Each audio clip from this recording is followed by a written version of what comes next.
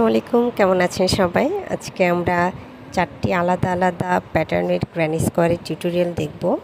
এগুলো মূলত ব্যাগের জন্য করা। আপনারা চাইলে অন্য প্রজেক্টেও ব্যবহার করতে পারেন। বিগিনার্স ফ্রেন্ডলি প্যাটার্ন, তো যে কেউ করতে পারবেন।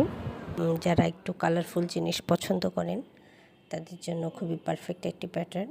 তো আমি এর জন্য প্রথমে একটি ম্যাজিক রিং করে নিব। এরপর আমি একটি চেইন করব এবং এই রিংয়ের ভেতর একটি সিঙ্গেল ক্রোশে করে নেব। এরপর আমি আবারও চেইন করে নেব 2টি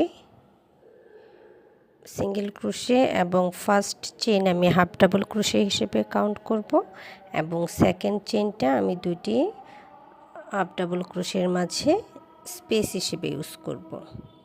এরপর আমি একটি হাফ ডাবল ক্রোশে, একটি চেইন, একটি হাফ ডাবল ক্রোশে, একটি চেইন,